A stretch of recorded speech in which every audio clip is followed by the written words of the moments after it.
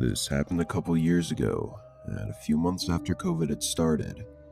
I started to work from home while my wife was HR at a local chain grocery store. We have a daughter together, who at the time was 7. I was sitting at my desk, which was in the living room downstairs, and my daughter had been out of school for a few minutes, and I could hear her playing upstairs. I have home security cameras set up to an app on my phone that can see a live feed, though I never really feel the need to use them, as I trust when my daughter's in school, she's actually paying attention. Plus, my job is very stressful sometimes, and I can't really shift my focus most days. My daughter comes downstairs to grab some snacks, and I tell her I'll be done in a couple hours. She goes back upstairs, and all is well and normal.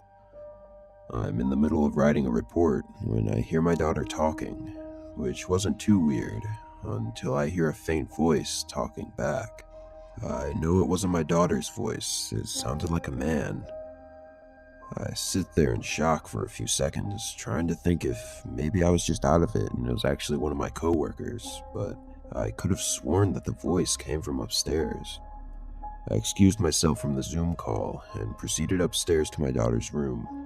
I knocked and she told me to come in. I asked what she was doing, and she said she was just playing on her iPad. Then I asked who she was talking to, and she says I don't know.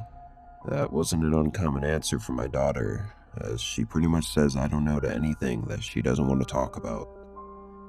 I didn't think much of it, but I still had an uneasy feeling. I looked around her room real quick, and didn't see anybody, and nothing looked out of place, so I went back to work, and that was that. The rest of the day was pretty normal. My wife came home, we ate dinner, played some games with our daughter, and then it was time for bed. I thought about telling my wife the entire day, but kept fighting with myself, as I had no clue what I really heard, and I kept reasoning with myself that maybe it was just one of my coworkers, or some other voice from one of their screens, or maybe even the game that my daughter was playing on her iPad. I had no reason to believe that there was someone else upstairs, as I had a view of her room from my desk, and I even went up there and checked. I decided that if I heard anything again, I'd tell my wife, but I didn't want to freak her out for no reason. We both tucked in our daughter and said our goodnights, then went to bed.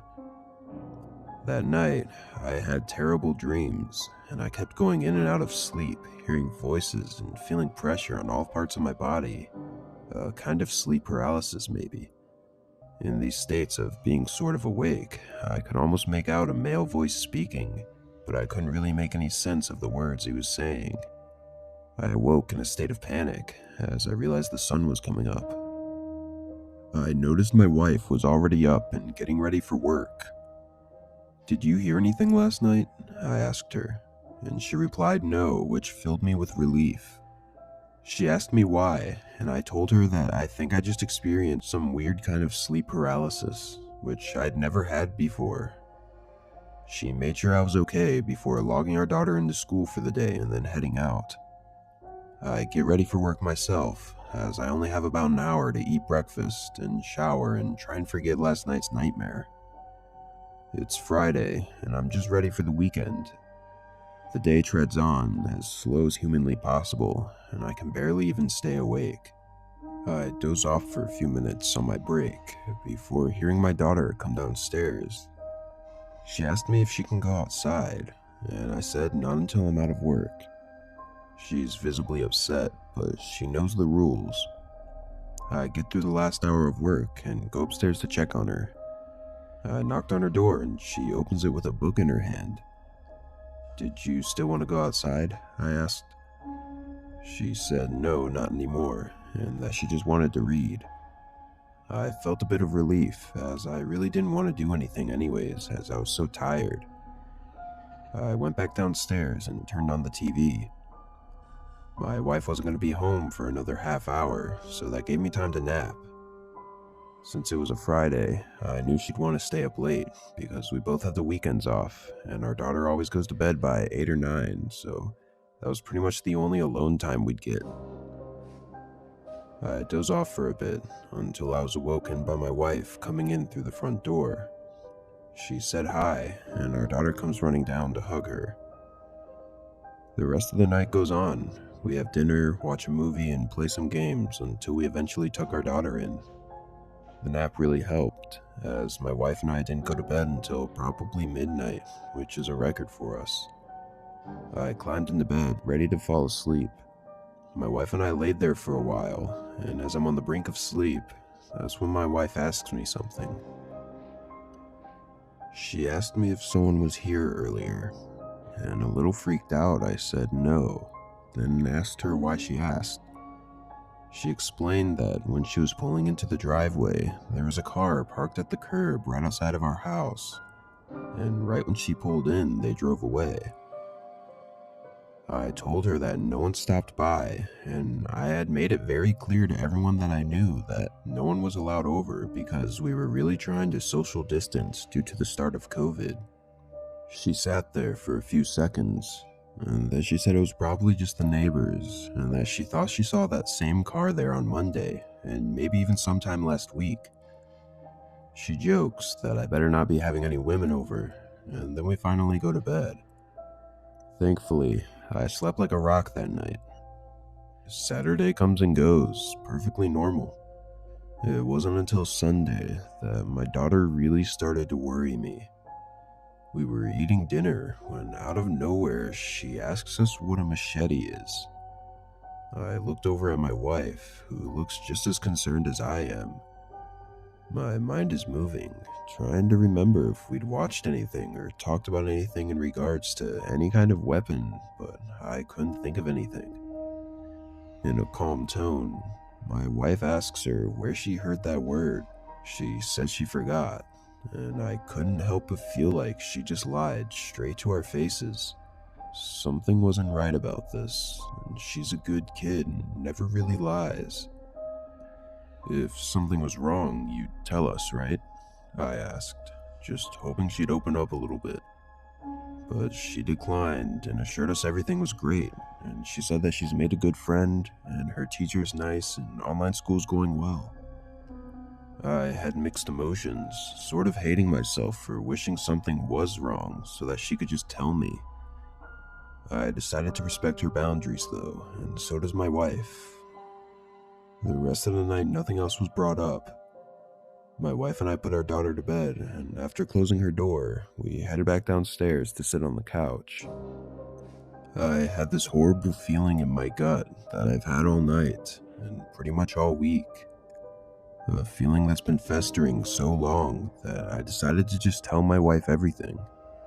From the voice I thought I heard to the dream and the machete.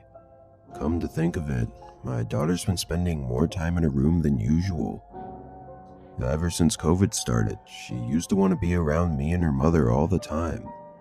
She was an only child who couldn't see her friends anymore except through a screen, so it made sense that she'd want to spend time with us. But now, her spending so much time alone all of a sudden felt really strange. I tell my wife everything I've been feeling. I think I was venting for maybe 20 minutes because I had so much on my chest. She looks at me with a blank stare and then looks down, and I can tell that she feels something similar. She looks up at me and she's on the verge of tears. Before she can get a word out, she just starts crying. I hold her for a while as we both sit there, and getting everything out had just made my mind go blank. But then I hear it again, a voice coming from my daughter's room, the same voice I thought I heard before. I bolt up from the sofa, not even gauging my wife's reaction, and I race up to my daughter's room, swinging the door open. And there she is, sitting on the edge of her bed, just staring at me in horror, as if I'm the one that was intruding on her and her friend, and not the other way around. I was scared and anxious, and I just yelled, "Who's there?" There was no answer. I yelled to my wife to call the police while I'm scouring my daughter's room. I look under her bed and in her closet and under piles of stuffed animals, and there's nothing. I checked out the window to see if anyone was down there, and there was no one. This didn't make any sense. And that's when I heard my wife ask my daughter something that turned my entire world upside down. "Is it coming from the camera?" I turn around, and my daughter hesitantly nods her head. The camera.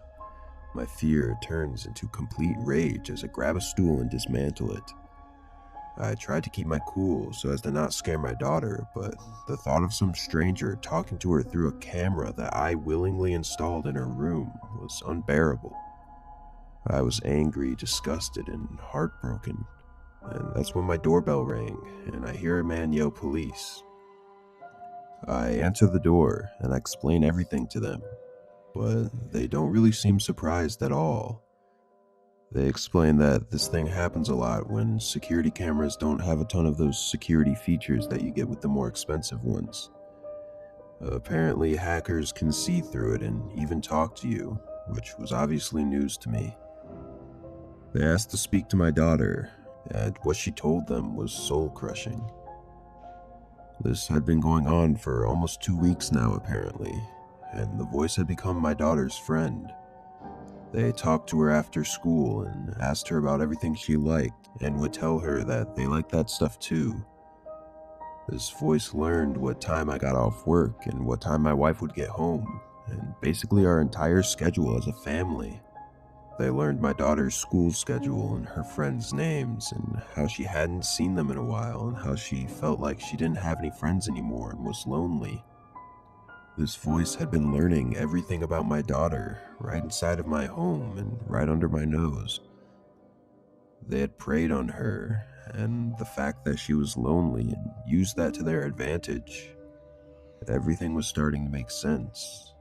The voice I heard was real, and the dream I had about the voice wasn't even a dream at all. And this just made me wonder if my daughter wanting to go outside was just to play with this stranger, which means that my wife was right about the car outside of our house, the one that was there on Friday, and apparently Monday and last week too. This voice had been talking to my daughter for a whole 2 weeks, and I only noticed a couple days ago. I felt sick to my stomach and wondered why she wouldn't tell us, why she felt like she needed to protect him. The officer had the same question, and my daughter was silent for a bit, until he assured her that everything was going to be okay. She said that the voice told her that their friendship had to be a secret, and it was only between them. And if she had told anyone about them talking, that someone was going to hurt him with a machete, and they would never be able to talk or play again. I looked at my wife, who looks rightfully horrified, and I know she feels just as guilty as I do.